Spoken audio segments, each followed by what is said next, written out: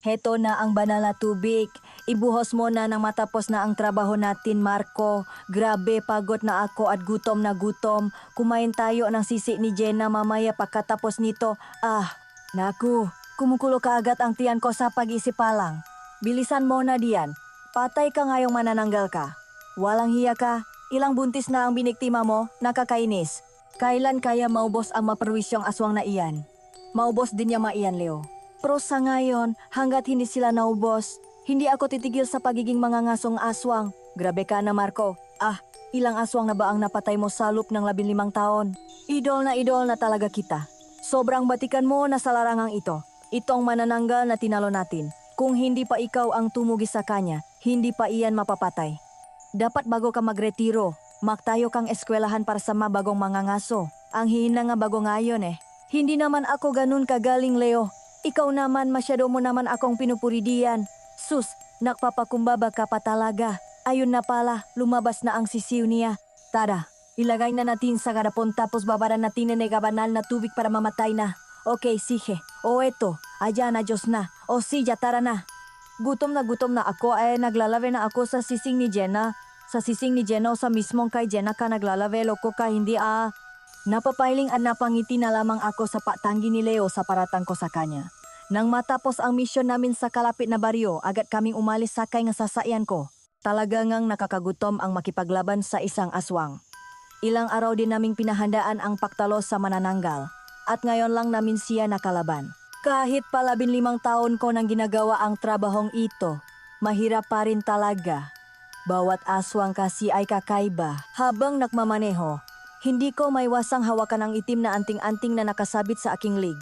Ito ang pamana sa aking nang aking ina bago siya pumanaw, ang sabi niya, ito ang magiging gabay ko. At sa loop ng maraming taon, naging toto nga iyon. Ito ang nagbigay sa akin ng kakaibang lakas, ang nagpapatalas ng aking nga pandama. Ngunit habang hawak ko ito ngayon, may kakaiba akong naramdaman, isang malamin na kuryenteng gumapang sa aking madaliri, kasabay ngang isang biglang panghihina na hindi ko pa naramdaman dati. Marahil ay pagod lang ito. Oo, pagod lang siguro. Isang oras ang naging biyahe namin at dumiretso kami sa kainan ni Jenna. Pagkababangang sasakyan, muli akong nakaramdam ng pagkahilo, pero ipinagsawalang bahala ko na lamang ito. Ang mahalaga ay matikman ko na ang sisik na ilang araw ko na ring pinananabikan. Ilang araw matapos ang pagpatay ko sa isang manananggal kasama si Leo, bigla na lamang ako nakaramdam ng sakit. Hindi ko maintindihan ang klase ng sakit na mayroon ako. Akala ko simpleng lagnat lang. Pero nang umabot ng 5 araw at hindi na naalis, kumonsulta na ako sa isang doktor, pero hindi niya matukoy kung ano ang sakit ko. Oh Marco, may dala akong lugaw para sa iyo. Iniluto ni nanay iyan para gumanda daw kahit papaano ang pakiramdam mo. Maraming salamat, Leo. Ilang araw na rin akong pinagluluto ng nay mo. Pakisabi babayaran ko na lang kapag magaling na ako. O sus, para ka namang iba. Lumaki na tayong makakasama kaya parang anak na rin niya ang turing sa iyo. Huwag mo nang alalahanin iyon. Ang mabuti pa, magpalakas ka. May ilang kliyente na tayong naghahanap sa iyo. Natatanong kung kailan ka pwedeng mangaso uli ng aswang. 2 linggo ka nang nakahiga diyan. Ano ba talaga ang nararamdaman mo, Marco? Hindi ko rin alam, Leo Maging ang doktor hindi malaman kung ano nga ba ito. Hinang-hina talaga ang katawan ko. Pagkatapos ay inaatake ako ngang matinding lagnat sa gabi, tapos inuubo din ako. Parang simpleng sakit lang pero bakit ang tagal? Di ko nga rin alam Sa albularyo kaya tayo magtanong. Baka sakali makatulong siya na malaman kung ano ang sakit mo. O nga siguro Leo, kailangan na nating subukan ang lahat. Kinabukasan, dinalhan ako ni Leo ng isang albularyo. Matanda na ito at kilala sa aming lugar sa galing nito sa panggagamot. Ginamitan niya ako ng tawas. Naglagay siya ng kandila at sinunok ang kapirasong alum sa ibabaw nito. Umaasang may lilitaw na hugis na magsasabi kung sino o ano ang may gawa ng aking sakit. Ngunit pagkatapos ng ilang sandali, umiling lamang ang matanda. Pasensya na, maaiho. May bumabalot sa iyong isang napakalakas na kapangyarihan. Madilim at hindi ko matukoy ang anyo. Sino man o ano man ang gumagawa sa iyo nito, sinisigurado niyang walang sinuman ang makakaalam. Hindi ko kaya ang ganito kalakas na nilalang. Mas mabuti pang maganap kayo ng mas may kaalaman kaysa sa akin. Umalis ang albularyo na baka sa mukha ang takot at pag-alala. Mas lalo akong nangamba sa aking kalagayan. Paano kaya iyon, Marco? Hindi ka na kaya gagaling niyan. Aba, Parang ipinagdarasal mo na hindi na ako gagaling. Hindi naman sa ganun. Iniisip ko lang ang pwedeng mangyari. Hindi ko pa kayo mawala ka, pare. Saka natutunan ko na ang maninja teknik mo sa paglaban sa mga aswang. Biro lang naman iyon, Marco. Pero nag-aalala talaga ako sa'yo. Alam ko na. Magtatawag tayo ng mangluluop. Baka siya, may malaman. Mas dalupasa sila sa pagtukoy nga sakit na dulot ng mga masasamang elemento. Nagtawa nga si Leo ng mangluluop pagdating ng hapon. Tiningnan ako ngang luluop para malaman kung ano ba talaga ang sakit ko. Naglagay siya ang pira-pirasong damit ko sa isang maliit na palayok at sinunok ito kasama ang iba't ibang uring dahon at insenso. Habang nag-alap ang apoy, nag-usal siyang mabulong na hindi ko maintindihan. Ang usok na lumalabas sa palayok ay kakaiba. Sa halip na umayat, ito ay naging kulay itim at tila gumapang sa sahig, paikot sa aking higaan na parabang isang ahas, nanindi ang aking mga balahibo. Pagkatapos ng ritual, tumingin sa amin ang mangluluop, ang kanyang mamatay ng lalaki sa takot, isang napakalakas na nilalang ang nagbibigay sa iyo ng sakit, iho. At ang nilalang na iyon, hindi ko matukoy kung ano, lalo pa at may malakas na kapangyarihang ginamit para pangkontra sa kung sinumang magtatangkang alamin. Alam mo, Marco, sa tingin ko, isa sa mga aswang na nakawin natin ang gumawa niyan sa iyo. Sino kaya ang aswang na iyon? Napatay ko na kasi lahat ng aswang na nakasagupa ko kaya siguradong wala nang makakasakit pang aswang sa akin. Paano kung may kamag-anak pala ang aswang na napatay mo? Posible. Pero kung isa sa mga kamag-anak na aswang na napatay ko, paano ko pa malalaman iyon kung mismong ang albularyo at manglulop ay hindi malaman? Iyon na nga ang mahirap diyan, Marco. Habang lalong lumilipas ang mga araw, lalo akong nanghihina. Gabi-gabi sa aking pagtulog, nararamdaman ko ang isang malamig na presensya sa aking silid.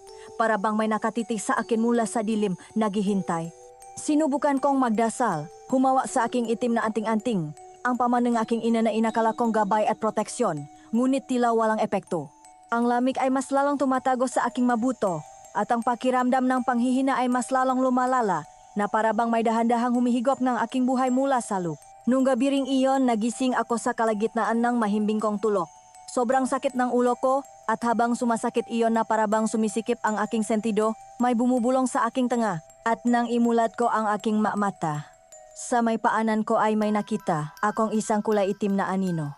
Sinubukan kong kilalanin kung sino iyon, pero hindi ko maaninak ang kanyang mukha. Ang totu, wala nga talaga siyang mukha. Agad akong napabangon mula sa hinihigaan ko at nakaupong napaatras. Teka, sino ka? Sino ka at paano ka nakapasok sa bahay ko? Marco, ako ang iyong gabay sa loob ng 15 taon pero hindi mo ako nakilala. Teka, anong ibig mong sabihin? Matagal na akong naghihintay sa magiging tagapakman ako. Ilang taon na kitang inobserbahan at masasabi kong ikaw ang karapat-dapat na pagsasalinan kong itim na bato. Akin naman talaga ang itim na bato na iyan. Anong sinasabi mong ibibigay mo sa akin? Hindi pa iyan ganap na sa iyo hanggat hindi mo nilulunok at hindi mo ako tinatanggap sa iyong katawan. Ano? Bakit ko naman lulunukin ang bato? Hindi naman ako si Darna. Anong Darna ka diyan? Tanggapin mo na lang ang itim na bato at mas magiging malakas kang manganggaso. Ano bang mangyayari sa akin kapag nilunok ko ang batong iyan? Baka mamaya may side effect pala iyan. May giging malakas ka na nilalang. Gaano kalakas? Para bang si Superman? Makakaroon ba akong superpowers? Maring masigit pa doon. Mukhang napakaganda niyan. Sabihin mo sa akin, anong kakayahan ang may bibigay sa akin niyan kapag nilunok ko ang bato? Basta tanggapin mo na lang at lunukin. Hoy, hindi ako tanga para lumunok na lang ang kahit ano. Baka mamaya maging palaka pa ako kapag nilunok ko iyan. Sabihin mo muna sa akin kung anong klaseng nilalang ka. Hindi na mahalaga iyon. Ang mahalaga magiging malakas ka. Kung hindi mahalaga iyan sa akin, mahalaga na malaman ko muna. Kung hindi mo sasabihin sa akin, umalis ka na lang. Ayos lang sa akin na mawala sa iyo ang lakas na mayroon ka. Sa oras na hindi mo ito tanggapin, hindi ko masisigurong babalik pa ang lakas ng iyong katawan. Teka, anong ibig mong sabihin? Babalikan na lang kita, baka sakaling makbago ang isip mo. Pagkatapos nun, bigla na lamang siyang naglaho. Kaagad ako napabuga ng malalim na buntong hininga bago ako tumayo mula sa higaan at pinuntahan ang kabinet kung saan nakalagay ang itim na batong naging gabay ko sa loob ng ilang taon. Sa takot ko na baka makuha ito ngang itim na usok na iyon, isinuot ko iyon sa aking lik. Hindi pwedeng makuha ito ngang itim na usok na iyon dahil ito ang lakas ko bilang isang mangangaso. Kinabukasan, kahit nang hihina pa ang buong katawan ko, pinuntahan ko si Leo para sabihin sa kanya ang nangyari. Leo! Leo! Buksan mo ang pinto! O Marco, maganda na ba ang pakiramdam mo? Grabe ka naman kung kumatok. Ang aga-aga pa. May kailangan akong sabihin sa iyo, pre. Mukhang tama ka. Kailangan nating mahanap ng magaling na espiritista. Ano? Halika nga muna sa loob. Mukhang hindi ka pa nag-almusal. May itim na usok. Itim na usok? Ano iyon, Marco? Kagabi, habang natutulog ako, nagising ako na mayroong itim na usok sa paa ng hinihigaan kong papak. Kinausap niya ako at sinabi niyang ako raw ang karapat-dapat na tagapagmana nga itim na bato. Ikinuwento ko kay Leo ang lahat nangyari, pati na rin ang tungkol sa itim na bato na noon ay hindi niya alam. Sa tingin ko, kailangan niya na ring malaman ang tungkol dito. Matagal ko itong itinago at kung sasabihin ko sa isang taong mapakakatiwalaan, lalo na sa matalikong kaibigan, siguradong hindi naman makakasama. Bakit hindi mo sinabi sa akin ang tungkol sa itim na bato na iyan? Ang tagal na nating makaibigan pero ngayon ko lang nalaman. Saka ko lang dinapansin na mayroon ka pala niyan. Hindi ko sinabi dahil siyempre, kabawasan sa pride ko bilang isang mangangasongang aswang na gumagamit ako ng ganitong klaseng bagay. Ano, hindi iyon kabawasan, Marco. Sharing is caring, kaya dapat sinabi mo. Kung sinabi ko, ano bang gagawin mo? Di maghahanap din akong ganyang bato. Pero kung sa bagay, tama lang din naman na hindi mo sinabi sa akin kasi kung nakahanap din ako niyan, baka ganyan din ang nangyayari sa akin ngayon. Sinisingil ka na. Anong sinisingil ang pinagsasabi mo diyan? Sinisingil ka ng may-ari. May bayad pala kasi iyon. Kaya nga hindi ko naman din kasi alam.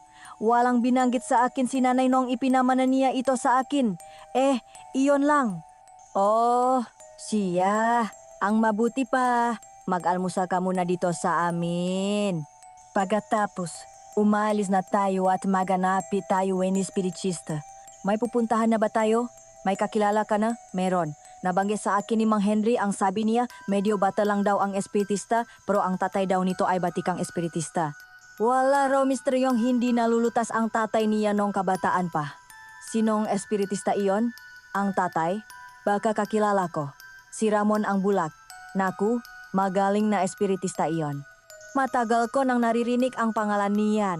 Sinabi ko naman sa iyo, di ba? Bata pa tayo, kilala na siya, kaya siguradong naman na anak niya ang kakayahan niya. Teka, pre, ano bang almusal ninyo? Medyo gutom na ako, tara na para makalis na tayo kaagad. Wala pa nga magluluto pa lang si nanay. Ang aga mo kasi mangatok napakamot na lang ako sa ulo. Masyado pala talaga akong napaga sa pagpunta rito kina Leo, kaya naghintay kami na matapos ang pagluluto na Nidia. Pagkatapos naming mag-almusal, naligo at nagbihis lang ako. Pagkatapos ay lumarga na kami paalis. Si Leo ang pinag-drive ko ngang sasakyan ko na halos ikatakot ko dahil kakaibang makmaneho si Leo. Kaskasero talaga. Parang awa mo na. Leo, huwag mo na manggasgasin ang baby ko. Ito naman, masyado kang maingat sa sasakyan mo. Hindi ko naman masisira ito. Tiwala ka lang. Kung magtitiwala ako sa iyo, ewan na lang. Kung hindi lang talaga masama ang pakiramdam ko, hindi ko ipapahawak sa iyo ang baby ko. Wala ka ng choice, magtiis ka. Isa lang naman ang may papangako ko sa iyo, Marco. Makakarating tayo ng buhay sa pupuntahan natin. Naku, yari tayo diyan. Huwag ka nang magreklamo, bababa na tayo. Hi! Salamat naman at maayos pa ang sasakyan ko. Masyado ka namang overacting. Halika na, naghihintay na sa atin iyon. Itinawag ko na kanina kay Mang Henry na pupunta tayo dito. Teka, i-check ko lang ang baby ko, baka nagasgasan. Ikaw naman talaga mamamatay ka na lang sa sakit na nararamdaman mo. Inaalala mo pa talaga ang sasakyan mo. Halika na. Oo na nga, sabi ko nga Pagkatapos kong tingnan kung maayos pa rin ba ang lagay ng sasakyan ko. Sumunod na ako kay Leo na ngayon ay papasok na sa mga kabahayan na nasa tapat lang ang pinaradahan namin. Habang papasok doon, hindi ko maiwasang mapansin na parang mga mayayaman ang may-ari ng mga bahay na nadaraanan namin hanggang sa makarating kami sa pinakamalaking bahay. Nag-doorbell si Leo dahil malaki ang gate, pero kahit na malaki ang bahay, nakakatakot lalo't parang luma na ito. Parang panahon pa ni Kopong-Kopong noong ginawa ito. At ilang saglit pa, Isang babaeng nakasuot ng napakalaking salamin ang lumabas mula sa pinto. Maiksi ang kanyang buhok at may bangs na parang kay Dora. Maliit na babae lang din siya na parang hindi makabasak pingan. At pagkabukas niya sa gate, agad siya nagtanong sa amin. Ah, sino sila? Magandang araw, miss. Pwede bang magtanong kung ito ba ang bahayang espiritista? Ang anak ni Ramon ang bulak. Oh, dito nga. Ano ang kailangan ninyo sa kanya? Ako kasi ang tumawag kay Mang Henry kaninang umaga. Kami sana ang magpapakonsulta sa anak ni Ramon ang bulak. Nandiyan ba siya? Oo, nandito. Mabuti naman. Nasaan nga pala siya? Andito, nasa harap ninyo. Ha? Ikaw ang anak ni Ramon ang bulak? Oo, ako nga. Hindi ba ka panipaniwala? Ay, hindi. Siyempre, hindi lang kasi ako makapaniwala na ang cute pala ng anak ni Ramon ang bulak. Siya ba ang magpapakonsulta? Oo, ito ang kaibigan ko, si Marco. Siya ang kilalang mga ngaso-ngaswang. Magandang araw po. Huwag ka nang makpo sa akin. Ako si Elara. Baka nga mas bata pa ako sa iyo Mukhang nasa 40 anyos ka na Hindi naman, malapit pa lang. Magdadalawang taon pa. Hali kayo. Pasok muna kayo dito sa loob. Maraming salamat. Pinapasok niya kami sa loob ng bahay nila. Kung nakakatakot ang labas ng bahay nila, mas nakakatakot sa loob. Para bang kahit espiritista sila, pinamumugaran din ngang mamulto ang bahay nila sa itsura nito. Nakakakilabot. Pagpasok pa lang, nanlalami na nga ang katawan ko. Huwag kayong maalala, hindi naman magpapakita ang magabay namin ni tatay sa inyo. Gabay? Oh, may magabay kaming nakatira dito sa bahay namin kaya ganyan ang mapakiramdam ninyo. Ang ibig mo bang sabihin, multo? Espiritu sila, hindi mamulto. Maupo kayo diyan, kukunin ko lang ang gamit ko. Leo, sigurado ka ba dito? Mas mukhang mangkukulam iyang si Elara, kaysa espiritista. Si Raulo ka, huwag kang maingay, mamaya marinig ka pa biro lang naman. Pero sa tingin mo, parang haunted house ang bahay nila. No, kasi nga raw may espiritong gabay na naninirahan dito, Kung sa bagay, baka iyon ang naging dahilan kung bakit parang madilim ang aura dito sa bahay. Parang hindi naman. Baka naman masama lang ang pakiramdam mo kaya mabigat ang pakiramdam mo. Siguro baka nga. Tara na, mapoka na Marco. Pakbalik ni Elara, nadaknan niya kaming tahimik na nakaupo. Pinakmamasdan ang mga kakaibang palamuti sa kanilang sala. May mga botalyang naglalaman ng magong ano-anong halaman at may mga lumang libro na nakapatong sa isang masanggawa sa nara. Huminto siya sa aming harapan at sa pagkakataong iyon, tiningnan niya ako ng diretso sa mamata. Ang kanyang tingin, sa likod ng makapal na salamin, ay tila tumatagos hanggang sa aking kaluluwa. Ramdam ko ang pag-ibang ng hangin.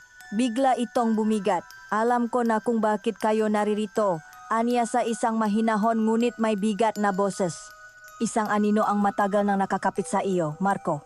At hindi ito ordinaryong anino. Ito ay gutom. At naniningil. Nang dumating si Elara, kaagad niya akong pinaupo sa may upuan na naroon. May dala siyang kulay gintong mangkok at parang pandikdik ng bawang. Sa totoo lang, hindi ko alam kung anong tawag dun. Basta't pinaikot niya ang kulay ginto na parang pandigdik sa may gintong mangkok, saka pumikit at parang may pinapakiramdaman. Maya-maya pa, nakaramdam akong mabigat sa aking ulo at sa balikat, saka niya inilapak ang hawak niyang bowl sa lamesa. Hinawakan niya ang ulo ko at nagsimulang magtanong, anong nararamdaman mo, Marco? Bumibigat pa lalo ang pakiramdam ko, parang may nakaakbay sa balikat at nakahawak sa ulo mo, di ba? Tanong niya ulit. Oo, ganun na nga sagot ko, nanginginig. Nakasunod siya sa iyo. Hindi lang siya, makapasok sa loob ng bahay ko dahil may basbas ito. Ano ba kasing klaseng nilalang siya? Hindi ko makita ang mukha niya nang makita ko siya kagabi. Basta kulay itim na usok ang itsura niya, wala talaga siyang mukha. Dahil nakailang palit na siyang katawan. Pero sa pagkakataong ito, ang huling katawan na pinasukan niya, ilang daang taon na ang nakalipas. At isa siyang aswang. Sinasabi ko na nga bang aswang talaga? Pero teka, daang taon na talaga? Oo, daang taon na. Siya ang may-ari ng itim na batong nagbibigay ng lakas sa iyo, Marco. Ano? Hindi ko maintindihan. Paano naging may-ari siya ng itim na bato? Ibig bang sabihin sa kanya nang galing ito? Gulat na tanong ko. Hindi ba't isa kang mga ngaswang ang aswang? Ang batong ito, ang itim na bato, ay galing sa mga aswang. Hindi mo ba alam? Kaparehas ngang itsura pero hindi naman sinabing nanay ko na sa aswang pala talaga iyan. At saka nagiging malakas ako kapag suot ko itim na bato. Naging gabay ko ito sa loob ng 15 taon. Alam mo ba kung bakit pakiramdam mo malakas ka? Iyon ay dahil napakalakas ng aswang na nagmamay-ari niyan. At ang aswang na iyan, isang bakunawa. Takot ang mga mabababang uri nga. Aswang sa kanya dahil kinakain niya ang mga ito. Naintindihan mo na ba? Habang marami kang napapaslang na maaswang, kinakain ng bakunawa na iyan ang kaluluwang ng maaswang na napapaslang mo. May benepisyo rin ang pananatili niya sa itim na bato. Kung ganun, ilang taon na pala akong naaalaga ng isang aswang? Oh, at hindi lang ikaw maging ang maninuno mo rin? Grabe, hindi man lang sinabi sa iyo nanay mo, Marco. Wala talaga akong alam. Minana ko ito sa paakalang gabay ito nga ang pamilya namin para maging isang magaling na mga ngaso ng aswang. Maari namang hindi rin nila alam. Pwedeng ang nakakaalam lang niyan ay ang unang nagmay-ari at hindi na niya sinabi pa sa ibang pamilya. Kung ganun, paano ko mapapalis ang espiritong gakunawa sa itim na bato na ito? Hindi mo siya mapapalis. Siya ang may-ari niyan. Kapag inalis mo siya sa itim na bato, wala nang silbi ang batong ginawa mong gabay. Pero matagal ko nang ginagamit itong itim na batong ito. Paano? Anong mangyayari sa akin kung mawawala na? May dalawa ka lang namang pagpipilian. Sa oras na tanggihan mong bitiwan ang batong iyan, una, tanggapin mo ang itim na bato. Lunukin mo at maging isang ganap na bakunawa. O kaya naman, pangalawa, makasakit at mamatay ng tuluyan dahil sa sakit na ibinibigay sa iyo kang bakunawa. Ayokong maging aswang, pero mas lalong ayokong mamatay. Gulong-gulo ang isip ko. Ang pundasyon ng buong pagkatao ko bilang isang mangangaso ay gumuho sa isang iglap. Ang lakas na ipinagmamalaki ko, ang anting-anting na itinuring kong sagrado, ay isa palang sumpa, isang kasinungalingan. Hayop na yan! Biglang sigaw ni Leo, hindi na napigilan ang galit. Bakit hindi ito ipinaliwanag sa iyo ngang nay mo?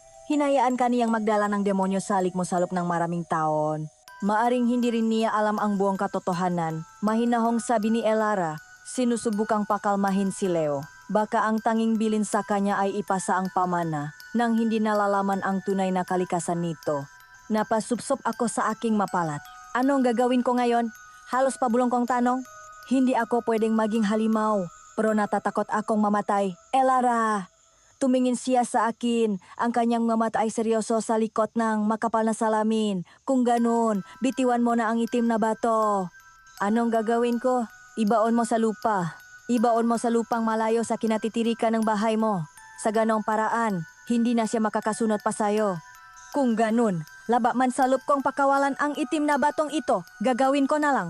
Siguro naman, hindi ako ganun kahina bilang isang mga ngaso-ngaswang kung wala itong itim na batong ito. Hindi ka sigurado diyan, Marco. Baka mamaya mas malakas pa pala ako sa iyo kapa wala na iyang gabay mong iyan. Biro ni Leo, sinusubukang pagaanin ang mabigat na sitwasyon. Wala na akong papipilian, Leo. Mas mabuti nang maging mahina kaysa maging isang aswang. Aswang na mismo ang tinutugis natin, di ba? Kung ganun, sasamahan kita. Saan niyo babala ibaon ang itim na bato? Halika, sasamahan ko kayo. Siguro sa may kabilang isla na lang, mas makakabuti kung mas malayo. Sabagay, tama iyan. Tama yang naging desisyon mo, Marco. Masama talaga ang loop ko. Sa totoo lang, ayoko talagang bitiwan ang itim na bato dahil matagal ko itong nakasama at inalagaan. Kung pwede lang talagang paalisin na lang ang bakunawa, pero wala naman akong magagawa kung sa kanya pala talaga iyon. At higit sa lahat, takot akong mamatay. Kung ang tanging paraan lang para manatiling buhay ay ang pakawalan, ang itim na bato, mabuting gawin ko na bago pa mahuli ang lahat. Hindi na kami naksayang pang-aaraw. Pagkatapos kumonsulta kay Elara, nakpasya na kaming pumunta sa kabilang isla para mahanap ngang lupang pakbabaunan ngang itim na bato. Mabuti na lang at may kakilalang bangkro si Elara na nagatid sa amin. Habang kami ay naglalakbay sa gitna ngang malawak na karagatan, unti-unti kong naramdaman ang pagaan ng aking pakiramdam. Ang mabigat na aninong tila nakakapit sa aking mangbalikat ay dahan-dahang naglalaho, na parabang ang alat ng tubig dagat ay isang lason na siyang nagtataboy dito. Sa unang pagkakataon sa loop ang maraming linggo, naramdaman ko muli ang init ng sikat ng araw sa aking balat ng walang kasamang panginginig. Pagkarating sa isang maliit at liblib na isla, nahanap kami ng isang lugar na malayo sa dalampasigan. Sa ilalim ng isang malaking punong niyok, ako mismo ang nahukay sa lupa. Bago ko tuluyang bitawan ang itim na bato, hinawakan ko ito sa huling pagkakataon. Ang batong naging gabay at lakas ko sa loop ngang 15 taon. Isang alaala mula sa aking ina, na ngayon ay naging isang sumpa. May halong bigas sa dibdib, inihulo ko ito sa butas. Nagusal si Elara nga masalitang hindi ko maintindihan at pinalibutan ang lugar ng isang bilog na gawa sa asin bago namin tuluyang tabunan ng lupa. Dito ka naman na Chili. Bulonggi ni Elara sa hanging. Sa ilalim ng lupa at sa yakap ng dagat, hindi ka na makakaalis pa. Sa aming pagbabalik, tila nabunutan akong isang malaking tinik. Ang dating maputla kong mukha ay nakaroon na muling kulay. Sa loob ng isang linggo, tuluyan din akong gumaling. Nawala ang lahat ng sakit na nararamdaman ko na para bang hindi ko naranasan ang makaroon ng ganong klaseng karamdaman. Nagsimula akong mag-ehersisyo muli. Sinusubukang ibalik ang dati kong lakas. Ngunit mayroon pa ring bahid ng takot at pag-alinlangan sa aking isipan. Paano kung hindi na ako kasinggaling ng dati? Isang araw, habang ako'y nag-isa, dumating si Leo na may isang balita. Marco, kumusta na ang pakiramdam mo? Okay ka na ba? Tanong niya. Sa tingin ko, okay naman na ako. Bakit? Ayun na nga. May tumawa sa akin na kapitan doon sa may baryo malinis. May gumagala raw na masigbin sa kanilang mga sakahan. Baka raw pwedeng hulihin natin. Ganun ba? Pero ang tanong, kaya ko na ba? Nandiyan ka naman Leo eh. Natuto ka na rin sa akin kaya siguradong kakayanin nating makipaglaban. Naku, parang kinakabahan na yata ako. Kakayanin natin iyan. Huwag kang masyadong mag-alala. Kailan ba tayo pupunta doon?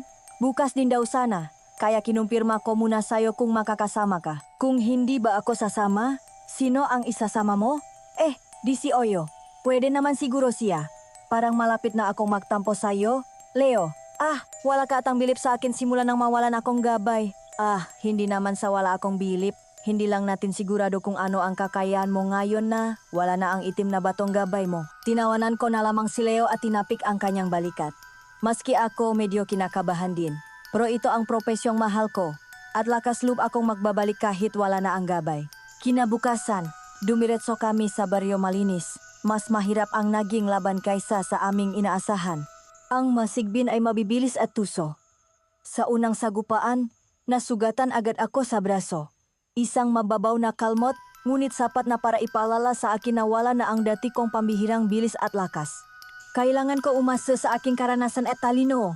Marco, sa kaliwa mo. Sigahan ni Leo.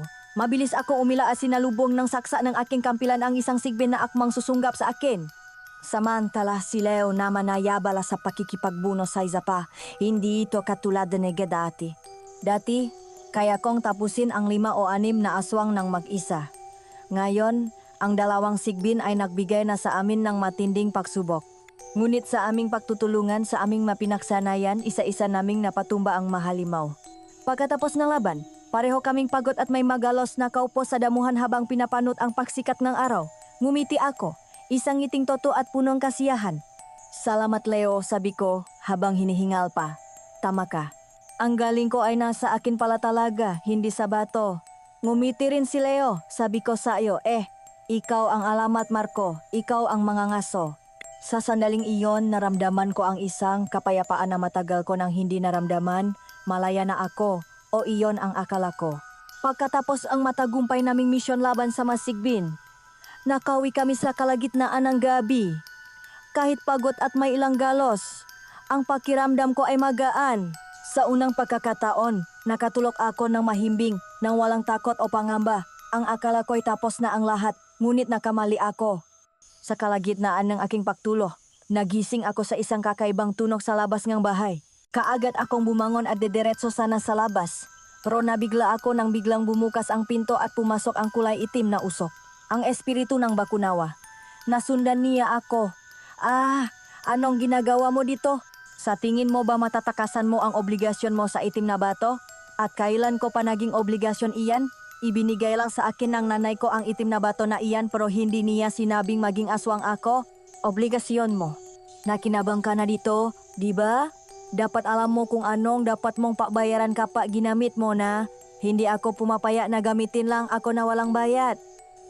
Balita ko na kinabang ka rin naman sa akin Kinakain mo ang nga napapatay kong aswang kaya huwag kang makmalinis. Alam kong hindi ako malinis. Pero sa tagal ngang panahon na naghintay ako ngang pamamanahan ng itim na bato, hindi na ako makapaghintay pa. Hindi mo ba naisip kung anong lakas ang may bibigay sa'yo oras na malunok mo ang itim na bato? Magiging napakalakas mo at pwede kang maging immortal. Immortal pero kumakain ng tao at aswang? Hindi, bale na lang. Walang kwenta ang buhaying tao at mga mabababang uri na aswang. Pakain lamang sila ang matataas na uring kagaya ko. Hindi mo kailangan ng konsensya. Magiging tanya ka pang mga ngasong aswang. Mas gaganda pa ang reputasyon mo kapag tinanggap mo ako. Anong akala mo sa akin? Nagahabol nga sikatan. Di sana nag-artista na lang ako. Bakit ba kasi ayaw mo? Napakadali lang hinihiling ko sa'yo. Magiging makapangyarihan ka. Nabigla ako nang bigla na lamang lumakas ang hangin sa paligid. Bumukas ang bintana maging ang pinto. At habang palakas ng palakas ang hangin, nagkakaroon ng hugis ang itim na usok. Unti-unting nagiging isa siyang napakalaking lalaki. Malaki ang kanyang pangangatawan at may mahabang sungay sano. Nakasuot lamang siya ng sinaunang bahag at marami siyang tattoo sa kanyang katawan. Hindi ako makakapaya na sa iba maibibigay ang kapangyarihang ito. Ikaw ang karapat-dapat, Marco. Mabilis siyang sumugot sa akin at sinakal ang aking lig. Sa pagkabigla ko, hindi agad ako nakagalaw, lalo na nang iangat niya ang aking katawan mula sa sahig na gamit lang ang isang kamay. Sa kabilang kamay niya, hawa niya na ang itim na bato. Nanlilisik ang mga mata niya habang pilit na ibinubuka ang aking bibig. Wala kang laban sa akin, Marco. Mahina ka. Hindi mo ako kayang labanan. Buong puwersa ko siyang itinulak. Nakawala ako sa kanya at kaagad na lumayo. Mabilis kong kinuha ang kampilan na nasa likod ng pinto ng bahay ko at itinutok ko iyon sa kanya. Ngunit nang humarap siya sa akin, kitang-kita ko ang ngisi sa kanyang labi. Sige, isaksak mo sa akin iyan. Talagang isasaksak ko ito sa iyo. Matapang na sinugot ko siya at saka isinaksa ang kampilan sa kanyang dibdib. Pero laking gulat ko nang tumagos lamang ang kampilan sa kanyang katawan. Malakas siyang napahagalpa ng tawa na akala mo ay siya na agad ang nagwagi. Alam mong espiritu na lamang ako, Marco. Sa tingin mo, gagana pa sa akin iyang kampilan na iyan? Kung ganun, paano mo ako nahawakan kung hindi kita kayang saktan? Ganito lang talaga akong kalakas. At kung tatanggapin mo ang itim na bato, ganun din kalakas ang mangyayari sa iyo. Buwisit kang aswang ka. Impossible. Wala kang kahinaan. Kahit sino may kahinaan. Wala akong kahinaan. Malakas ako. Nabitiwan ko ang kampilan ng sa isang kisap mata. Nasa harap ko na kaagad siya. Gulat na gulat ako, lalo na nang itulak niya ako at tumama ng maras ang likod ko sa pinto. Nasira ang pintuan ko, na ikinainis ko lalo pat wala akong pampagawa nito. Hindi mo na ako matatakasan, Marco. Tanggapin mo ang itim na bato, sayo at sa gusto mo. Hindi mo mapapakain sa akin iyan. Tumayo ako mula sa sahig at sinubukang iwasan ang kanyang nga pag-atake, ngunit sadyang napakabilis niya. Sa bawat ilak ko, may kasunot na suntok o sipa. Inihagis niya ako na parang isang basahan. Bumaksak ako sa ibabaw ng aking lamesa at nabasag ito. Nang hihina at duguan, sinubukan kong gumapang palayo, ngunit hinila niya ako sa paa at muling sinakal. Habang unti-unti nang nakdidilim ang aking paningin, nang ihuhulok na niya sana ang kulay itim na bato sa aking bibig, may tumilamsik na asin mula sa kung saan. Sumigaw sa sakit ang bakunawa at nabitawan ako. Isang malakas na sipa ang tumama sa kanyang tagiliran. Nakpatalsik sa kanya palayo. Ang itim na bato ay tumalsik din kasunod ng paglaho espiritu. Marco, ayos ka lang ba? Si Elara, paano ka nakarating dito? Naramdaman kong kailangan mo kulong kaya dali-dali akong bumiyahe papunta dito gamit ang lumang motorsiklo ni tatay. Buti na nga lang gumana pa eh. Kung hindi, baka hindi na kita naabot ang buhay. Maraming salamat at dumating ka. Muntik na akong maging aswang. Galit na galit sa iyo ang bakunawa na iyon. Hindi ka niya titigilan hanggat hindi ka niya nakukuha. Talagang nakawala siya at nadala pa ang itim na bato. Teka, tumalsik ang bato, baka nandito lang iyon. Wala na, Marco. Kasabay niyang naglaho nung hagisan ko siya ng asin. Ibig sabihin, tinatablan din siya ng asin. Hindi kasi tumatalab sa kanya ang kampilan ko eh. Hindi talaga tatalab iyon sa kanya, lalo pat espiritu na siya. Tanging binasbasang asin lang ang kaya nating magamit laban sa kanya. Pero ang problema, hindi siya mawawala sa asin lang. Mukhang masyado kong minaliit ang aswang na iyon. Mukhang sobrang lakas niya talaga. Kung ganon, ano ang gagawin ko, Elara? Kung hindi ko siya kayang patayin dahil espiritu na siya. At hindi rin ako pwedeng lumayo dahil nasusundan niya pa rin naman ako. Ano pa bang gagawin ko? Kailangan nating humingi ng tulong. Tulong sa mas malakas kaysa sa kanya. Sino naman yon? Saan tayo hihingi ng tulong? Tanong ko habang tinutulungan ako ni Elara na tumayo mula sa pagkakasupsop sa sahig. Ang aking bahay ay wasak at ang aking katawan ay puno ng pasasugat. Ngunit higit sa lahat, ang aking kumpiyansa ay durok-durok sa isang kaibigan ng aming pamilya. Isang makapangyarihang nilalang na matagal nang naninirahan sa mundong ito bago pa man dumating ang maunang tao. Sagot niya, ang kanyang boses ay seryoso. Isang puting engkanto. Natigilan ako. Engkanto? Akala ko makwentong pambata lang iyon. Mga alamat. Ngumiti ng bahagya si Elara. Isang pilit na ngiti. Ang mundo ay mas malawak kaysa sa mga aswang na hinahabol mo, Marco. May manilalang na hindi mo pa nakikita, makapangyarihang hindi mo pa nararamdaman. At ngayon, kailangan natin ang tulong ng isa sa kanila. May kaibigan kang engkanto? Tanong ko. Hindi pa rin makapaniwala. Dahil sa pagiging espiritista ko, kailangan kong makaroon ng mga kaalyado sa iba't ibang panig ng mundo. Kapwa sa mundo nga mga espiritu at sa mundo nga nilalang na tulad nila. Naku, hindi lang pala multo ang kinakaibigan mo, pati pala engkanto. Nakakatulong naman sila sa mga ganitong pagkakataon. Kung wala akong kaibigang engkanto, wala ng pag-asang may tutulong pa sa iyo. Kaya ang mabuti pa, maghanda ka na't pupuntahan natin kaagad ang lagusan patungo sa kanilang mundo. Oh, sige. Ano mga ihahanda ko? Tanong ko. Sinabi sa akin ni Elara ang dapat kong ihanda. Nang matapos kong ihanda ang lahat, umalis na kaagad kami. Tatawagin ko pa nga sana si Leo para samahan kami. Pero ang sabi ni Elara, huwag na namin siyang istorbohin. Hindi raw magugustuhan ng engkanto kung masyadong maraming dadalhing mortal sa kanilang mundo. Kaya gamit ang sasakyan ko, bumiyahe kami pabalik sa baryo nila. Pagkarating namin doon, dumiretso kami sa likod ng kanilang malaking bahay. Sa isang hardin na tila isang maliit na gubat. Doon, nakatayo ang isang dambuhalang puno ng balete. Ang maugat nito ay makakapal at tila maahas na gumagapang sa ibabawng lupa. Ang manakabiting baging nito ay tila isang kurtina na nagtatago ng kung anong hiwaga. Ang hangin sa paligid ng puno ay kakaiba, tila mabigat at puno enerhiya. Ito ang lagusan. Anong gagawin natin para makapasok tayo sa loop? Tanong ko. Hindi tayo basta-basta makakapasok sa loop, Marco. Siya ang papalabasin natin at kung papalarin, dadalhin niya tayo sa kanyang mundo. Paano natin siya mapapalabas? Ako na ang bahala diyan. Tumayo ka lang sa aking likuran, linisin mo ang iyong isip at huwag kang magpakita ng anumang takot o masamang intensyon. Ang nilalang na tulad niya ay nakakabasang puso at isipan ng isang mortal. Naghintay nga ako sa gagawin ni Elara. Inilabas niya na naman ang kanyang gintong mangkok, ngunit sa pagkakataong ito, wala siyang inilagay sa loop. Kumuha siyang isang maliit na sanga mula mismo sa punong balete at dahan-dahan niyang iginilit ito sa bibig ng mangkok. Isang kakaibang tunog, tila isang mataas na himig, ang namutawi mula rito. Ang tunog ay tila nakikipag-usap sa hangin, sa mga dahon at sa mismong puno. Pagkatapos, bumulong si Elara sa hangin, mga salitang matamis at puno ang pagalang. Hindi ito orasyon na panlaban, kundi isang paanyaya. Oh, Diwata Lyra, kaibigan ng liwanag at tanot ng lihim na hardin, dinggin mo ang aming tawag. Maya-maya pa, humangin ng malakas sa paligid lamang ng puno. Ang madahon ay umingay na parabang may binubulong at ang mabaging ay nagsimulang gumalaw na tila may sariling buhay. Isang matamis na halimuya ng sampagwita at dama de noche ang pumuno sa hangin. Napahawa ako sa isang malapit na puno habang isang malamlam na liwanag na kulay puti ang nasimulang mamuo sa pagitan ng mabaging. Sa pamulat ng mamata ni Elara, ang liwanag ay mas lalong tumindi. Ang mabaging ay dahan-dahang humawi na parang isang kurtina at mula sa liwanag, lumabas ang isang napakagandang babae. Ang kanyang damit ay tila hinabi mula sa sinulit na gawa sa sinangang buwan. Ang kanyang mahabang buho ay itim na may mga bulaklak na kumikinang. Ang kanyang ngata nga ay bahagyang matulis at ang kanyang nga mata ay tila dalawang bituin na puno ng sinaunang karunungan.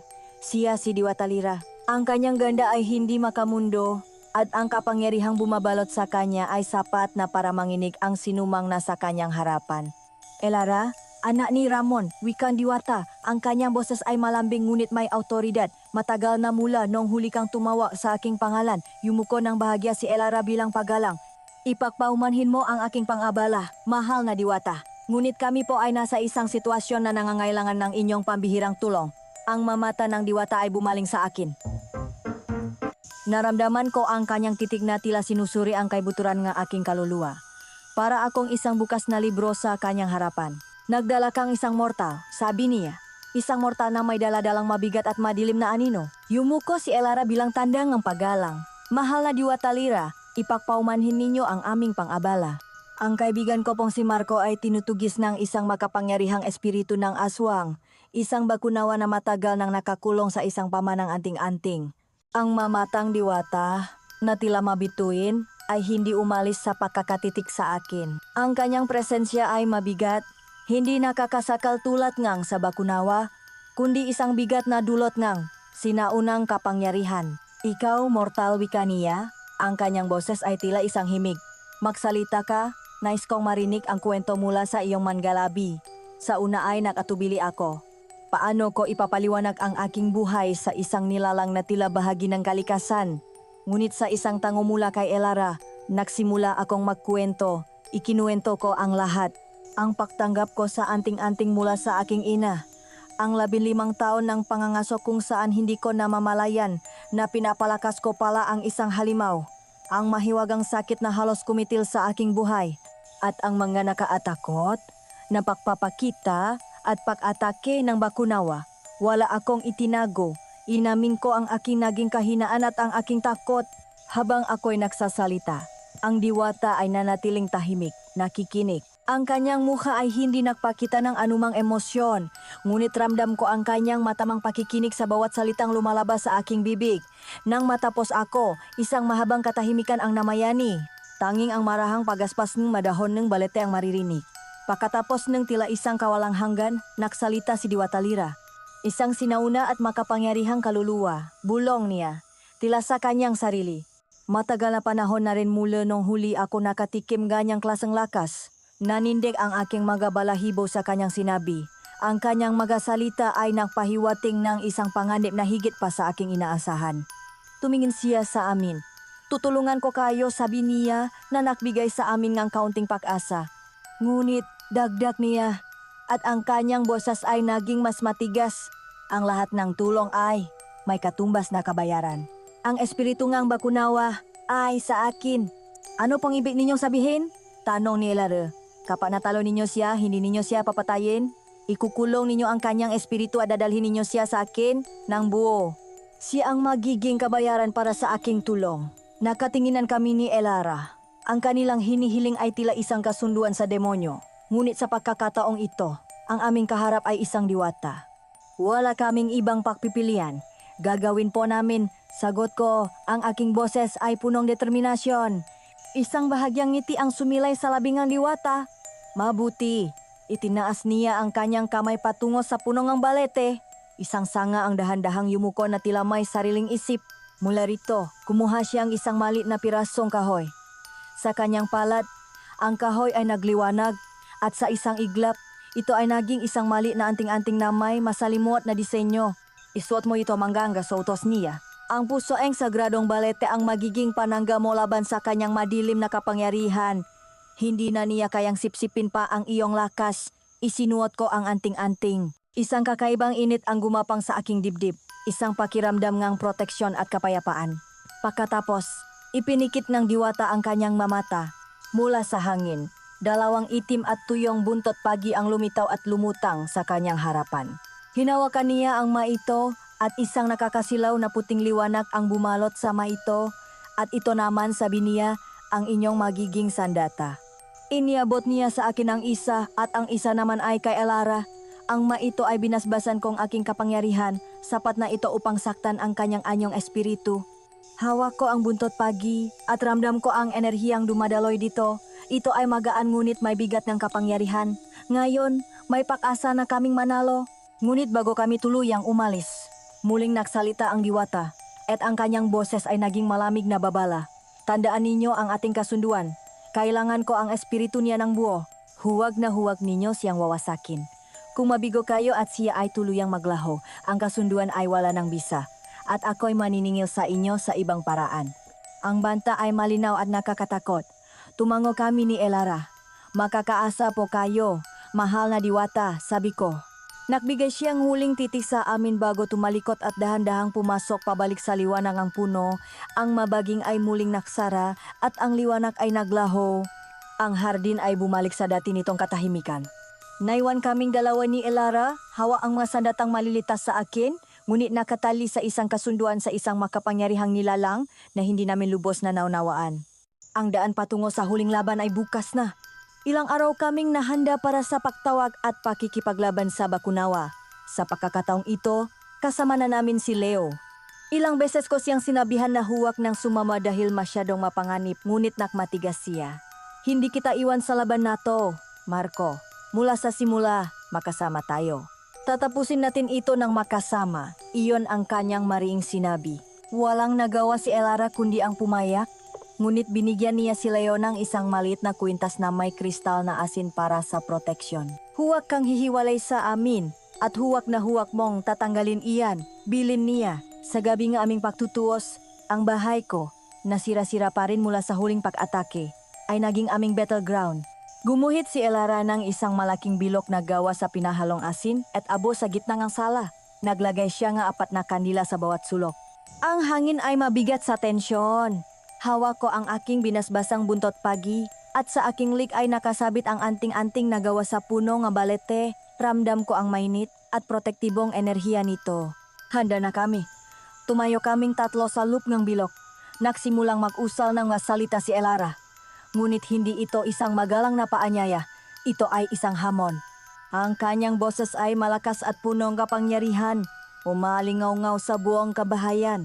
Bakunawa, espiritong duwag na naktatago sa anino. Inaalok mo ang kapangyarihan ngunit takot kang humarap. Kung tunay kang malakas, magpakita ka at harapin mo kami. Ilang saglit ng katahimikan. Pagkatapos, nagsimulang maramdaman ang pagbabago. Ang apoy ng kandila ay nagsimulang sumayaw ng malakas. Isang napakalamig na hangin ang umihip sa loop ng bahay. Pinapatay ang 3 kandila at nag-iwan lamang ng isa na nagbibigay liwanag. Ang buong bahay ay nagsimulang umuga na tila may lindol. Nandito na siya, bulong ni Elara. Nakatunang aming mga mata sa gitna ng silid, sa labas ng aming bilo, naghihintay na makatawang-taw ang itim na uso. Ngunit wala kaming nakita. Sa halip, isang tunong ang pakakasakal ang aming narinig. Napalingon kami, si Leo. Nakatayo siya sa aming likuran, sa lupa rin ng bilok, ngunit ang kanyang makamay ay nasa kanyang lalamunan. Ang kanyang mga mata ay nanlalaki at hirap siyang huminga. Leo, anong nangyayari sa iyo? Sigaw ko. Akmang lalapit ngunit pinigilan ako ni Elara. Huwag, isang patibong, huli na ang lahat. Biglang bumaksak sa kanyang matuhot si Leo. Ang kanyang katawan ay nagsimulang mangisay ng malakas. Umikot ang kanyang mata at isang itim na uso ang tila pumasok sa kanyang bibig at ilong. Pagkatapos ng ilang segundo, tumigil siya sa panginginig. Dahan-dahan siyang tumayo. Ngunit nang itaas niya ang kanyang ulo, hindi na si Leo ang nakita namin. Ang kanyang mga mata ay naging kulay pula, nagniningas na parang baga sa dilim.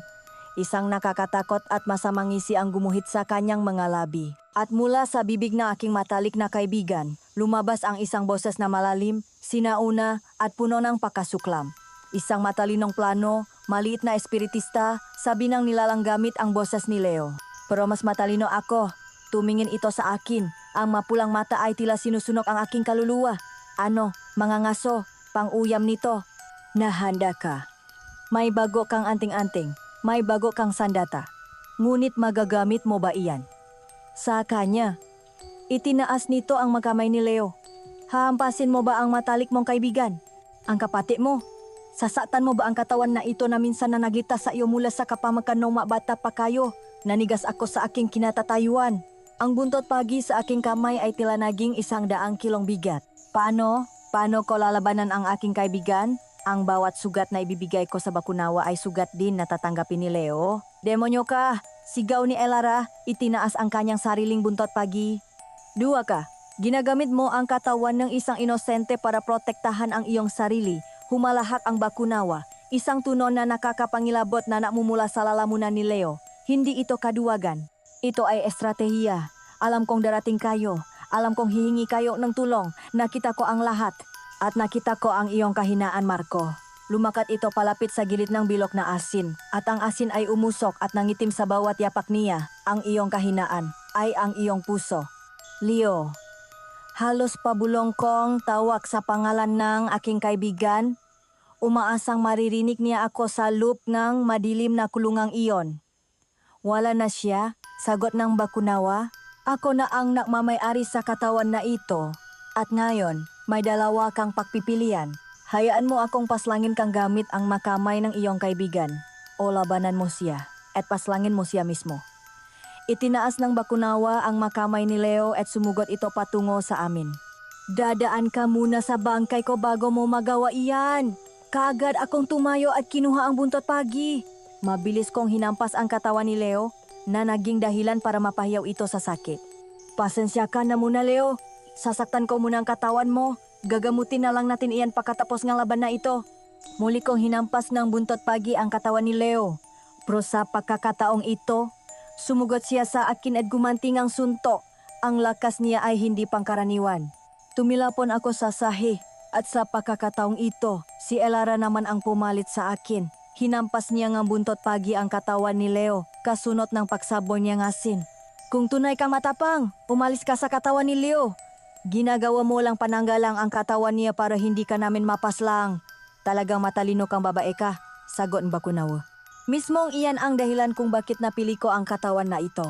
Pipiliin ba ni Marco na masaktan at mapatay ang katawan ng matalik na kaibigan niya? Demonyo ka talaga! Ang itim na bato ang pinakamaling nakuha ko sa buhay ko. Sigaw ko. Malaki ang naitulong sa iyo ng itim na bato, Marco. Pagkatapos sasabihin mo mali. Sinungaling ka. Sumugot muli sa akin ang bakunawa. Isang malakas na pagtulak at tumilapon kaagad ako sa sahig. Hindi pa siya nakontento.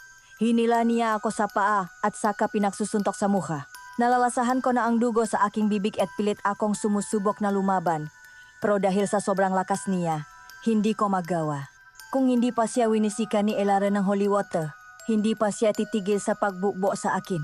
Marcho, tumayo ka na diyan. Sigaw ni Elara habang abala sa pag-ila sa mga atake ng sinasapiang si Leo. Hindi natin siya matatalo sa ganito.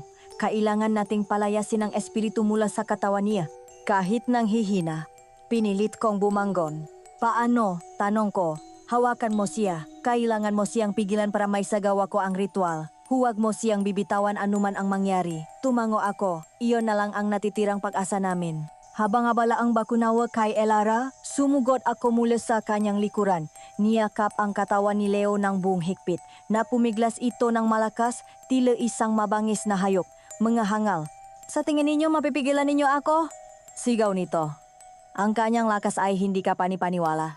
Bawat galaw niya ay tila kayang bumaling ang aking abuto. Elara, ngayon na. Sigaw ko habang ginagamit ang lahat ng natitira kong lakas para pigilan siya. Mabilis na lumapit si Elara. Inilabas ang isang krus na gawa sa pilak at idiniin ito sa noo ni Leo. Isang nakakapasong tunok ang umaling-aungaw at umusok ang balat ni Leo. Isang nakakabinging sigaw ang kumawala sa bibig ng bakunawa. Isang sigaw ng purong paghihirap at galit. Nagsimulang mag-usaw ng masalita si Elara sa wikang Latin. Ang buong bahay ay nagsimulang yumane. Ang magagamit ay nagliliparan, ngunit hindi ako bumitaw. Mas lalo kong hinigpitan ang aking yakap kay Leo. Kahit naramdam ko ang pagkasunong aking abraso dahil sa madilim na enerhiyang lumalabas sa kanya. Umalis ka sa katawang ito. Sa pangalang ng liwana, pinalalayas kita. Sigaw ni Elara. Sa huling salita niya, isang malakas na paksabok ng liwana ang namula sa krus. Ang katawan ni Leo ay umarko at isang makapal, itim na uso ang marahas na lumabas mula sa kanyang bibig. Bumaksa ang walang malay na katawan ni Leo sa aking mga braso. Dahan-dahan ko siyang inhiga sa isang sulok, malayo sa laban. Sa aming harapan, ang itim na usok ay muling nahugis na anyong isang dambuhalang espiritu, ang tunay na anyong ang bakunawa. Magapeste kayo, ungol nito, ang boses ay dalisay na galit. Ngayon, paano ninyo ako matatalo? Mas madali sana akong kalabanin kung nasa katawan ako ng tao. Ang tatanga ninyo talaga. Hindi kami tanga. Sagot ko, tumayo ng tuwid, hawak ang aking buntot pagi. Ikaw ang tanga para isipin na hindi ka namin matatalo. Hinugot ko ang buntot pagi at saka inihampas iyon sa kanya. Kaagad siyang napahiyaw at mukhang hindi niya inaasahan na matatamaan siya nun.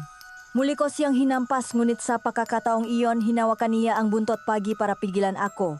Umuso ang kanyang kamay ngunit hindi ako nagpatalo.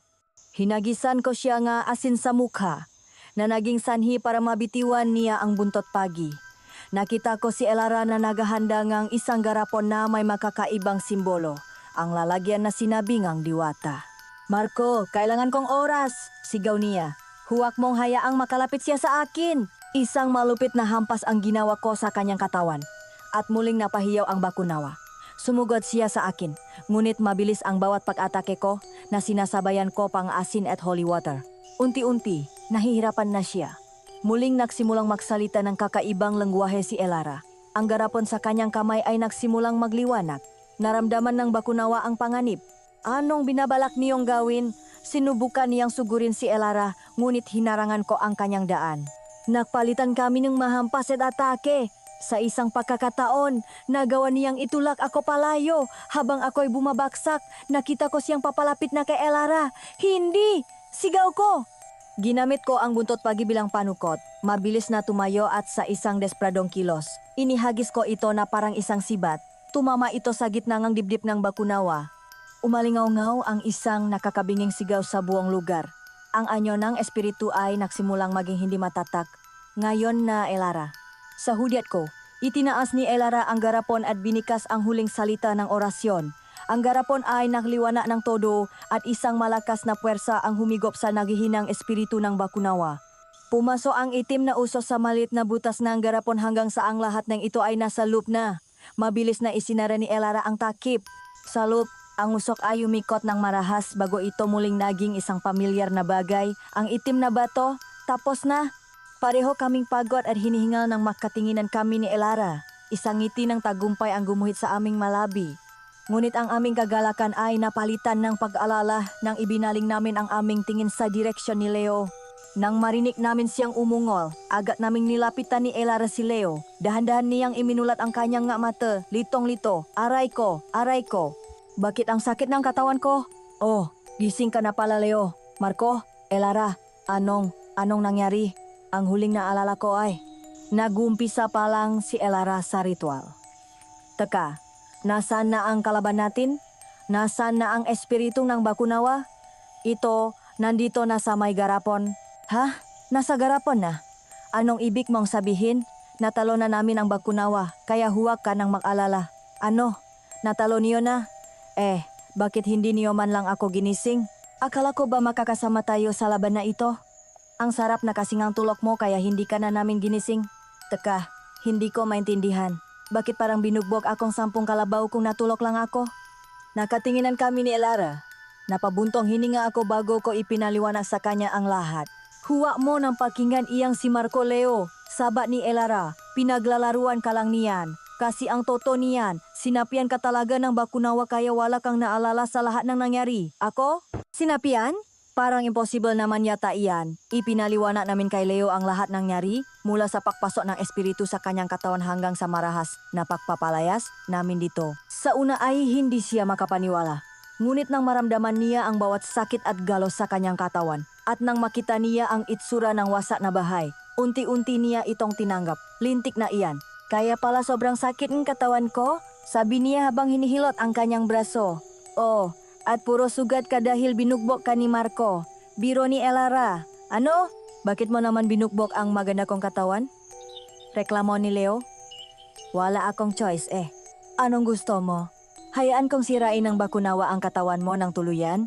Sagot ko. Hay, naku, Leo. Hindi mo talaga alam kung gaano kami nag-alala sa iyo kanina. Akala ko hindi na kita makakausap ulit ng ganito. Sumeryoso ang mukha ni Leo. Salamat, mapre. Iniligtas ninyo ang buhay ko. Kinabukasan, kahit na wala pa kaming maayos na tulo, dumiretso kaming tatlo sa bahay nila Elara para kausapin ang diwata at tuparin ang aming kasunduan. Nang nasa harap na kaming ang balete, tinawag ni Elara ang diwata at ilang segundo lang ay lumitaw na ito sa aming harapan. Masaya ako na nagtagumpay kayo, wika niya. Ang kanyang ngiti ay mahiwaga. Maraming salamat sa tulong ninyo, mahal na diwata. Kung hindi dahil sa inyo, marahil ay wala na kami ngayon, sabi ko. Iniabot ko sa kanya ang garapon kung saan nakakulong ang itim na bato. Ito na po ang kabayaran. Kinuha niya ang garapon. Hanga talaga ako sa inyo, Marco at Elara. Tunay na napakagaling ninyong lumaban para sa panig ng liwanag. At bilang gantimpala sa inyong katapangan, may ibibigay ako sa iyo, Marco. Mula sa kanyang palat, isang liwanag ang lumabas. At nang mawala ang liwanag, isang bagay na tila pangil na gawa sa kumikinang na kristal ang natira. Iyan ay isang pangil ng kidlat. Isuot mo ito bilang pamalit sa iyong dating anting-anting. Ito ang iyong magiging tunay na gabay. Isang lakas na malinis at hindi maniningil ng kaluluwa. Maraming salamat po, sabi ko habang tinatanggap ang regalo. Bago siya umalis, hindi ko napigilang magtanong, mawalang galang na po, Diwata. Ano po ba talaga ang gagawin ninyo sa itim na bato at sa espiritu ngang bakunawa? Isang nakakatakot na ngiti ang sumilay sa kanyang perpektong mukha. Masyado ka talagang matanong. Ngunit para mas lalo kang mapaisip ang toto niyan, kakainin ko siya. At sa isang iglap, naglaho ang Diwata, dala-dala ang nakakulong na bakunawa. Simula noong araw na iyon, nanumbalik na nga ang dati kong lakas. At higit pa, ang Pangilong Kidlat ay nakbigay sa akin ngang kakaibang bilis at talas ng pandama. Ngunit ngayon alam kong ito ay gabay lamang at ang tunay na lakas ay nakmumula sa aking sariling karanasan at determinasyon. Ang galing talaga ng ninja moves mo, Marco. Ang bilis mong tumakbo kanina, halos hindi kita nakita. Siyempre, ako pa ba? Buong akala ko talaga nung nawala sa'yo ang itim na bato. Hindi ka na magiging kasing lakas ng dati. Pero nakamali ako dahil mas lalo ka pang lumakas. Akala ko rin talaga iyan, Leo. Pero siguro nga, nakatulong lang ang bato. Pero ang galing ko, natural talent talaga. 5 taon na ang lumipas mula nang mangyari ang matinding problemang iyon. At sa loob ng 5 taon, naging makakaibigan at makakasama na kami ni na Leo at Elara sa maraming laban. Naging isang pambihirang grupo kami. Tinatawag namin ang aming sarili na trio kababalagan. Oh, medyo chorny pro iyon ang gusto ni Leo. Isang hapon habang nagpapahinga kami matapos talunin ang isang tiktik, tumawa sa akin si Elara. Naku po, nakalimutan ko. Siguradong magagalit na naman iyon si Four Eyes. Bakit daw napatawag? Tanong ni Leo. Ayun na nga, meron daw siyang kliyente. Isang aswang na multo daw sa isang lumang sementeryo kaya tinawagan niya ako para magpatulong sa atin. Ano ba iyan? Ang dudungis pa natin galing sa labanan. Hindi ba pwedeng umuwi muna tayo? Hayaan mo na, daanan na natin kaysa mabugahan na naman tayo ng apoy ng babayang iyon. Napapansin ko, parang nagiging boss na siya sa atin. Pista talagang mababaiyan. Gusto talaga lagi silang boss. Bakit? Boss din ba si Jenna? Oh, Diyos ko, simula nang maging kami, ang daming bawal, nakaka-stress. Ginusto mo iyan ayaw mo nun. Si Jenna na matagal mo nang pinapangarap. Tinawanan ko na lamang si Leo. Marami pa kaming naging adventures na makakasama. At ang lahat ng iyon ay sobrang maaksyon. Ngunit ang kwentong ibinahagi ko ngayon ang pinaka hindi ko malilimutan. Ito ang kwento kung paano ko natuklasan na ang tunay na lakas ay hindi nagmumula sa isang anting-anting, kundi sa sarili at sa mga kaibigang handang sumong sa anumang panganib kasama mo.